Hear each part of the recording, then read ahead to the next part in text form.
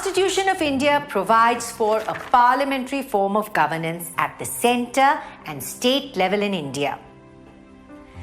Now, what does a parliamentary system of government mean? In a parliamentary form of government, members of the executive have to be chosen from the legislature. If someone wants to be a minister or a prime minister of India, he or she must be elected to the Parliament of India to be a part of the executive. In other words, someone who is not a member of the Parliament of India can't be a part of the executive. However, there are exceptions.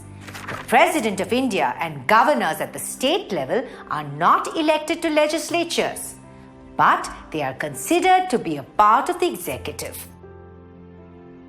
Anyway, the general characteristics of parliamentary governments are the same throughout the world. Members of the executive are generally drawn from the legislature. One interesting point about our constitution is that it is a formal document which has the principles of the government documented in the form of laws. Our constitution is called a written constitution. The written constitution helps the leaders to run our country in an organized manner. It is the result of the conscious efforts of the Constituent Assembly. The Constitution has explained in detail the power of the legislature, executive, and the judiciary. The written form of our Constitution is one of its many unique features. The next feature of our Constitution is the fact that it declares our nation as a democratic republic. What does this mean? A republic government eliminates the rule of kings. There can be no one ruler, but instead it is a rule exercised by elected representatives. Representatives who are elected by the citizens of the nation and thus establishing a fair rule. The Constitution achieves this through the provision of fundamental rights and duties. The rights provided are right to equality, right to freedom, right to constitutional remedies, right against exploitation, right to freedom of religion and cultural and educational rights.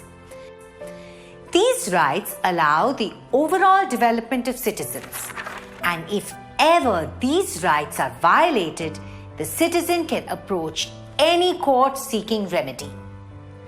Apart from seeking remedies from the government, a citizen is also entrusted with certain fundamental duties.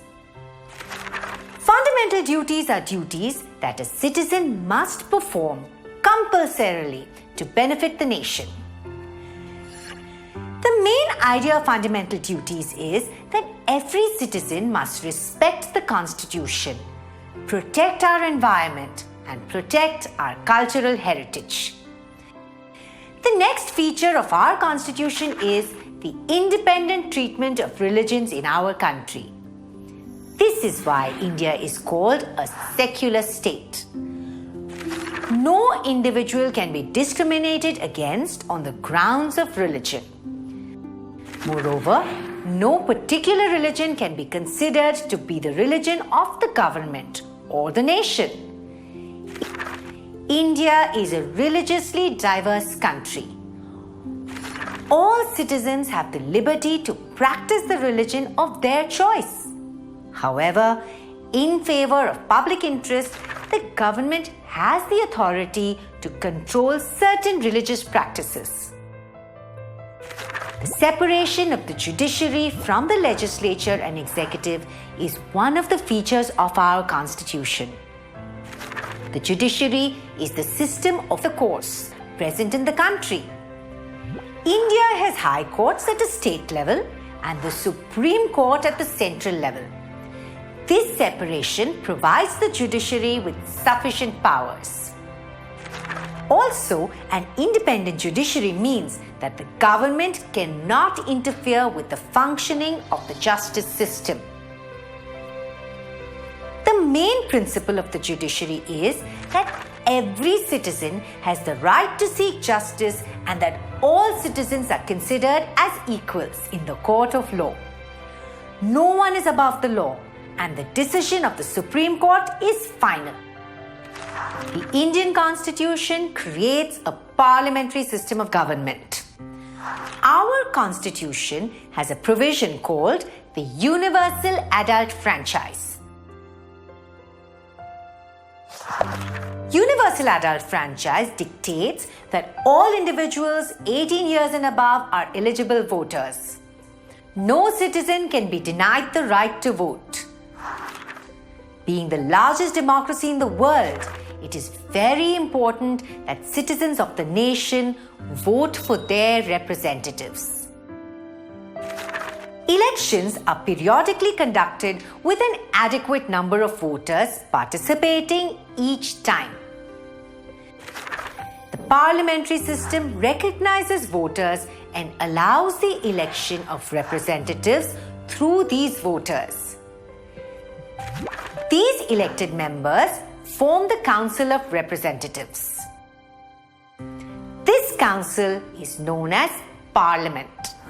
A major function of the Parliament is lawmaking. The Constitution states that India follows a federal system. This system ensures that the central, state, and local governments all share powers. Being a vast nation with a lot of regional diversity, the federal system is an attempt to maintain unity across the country.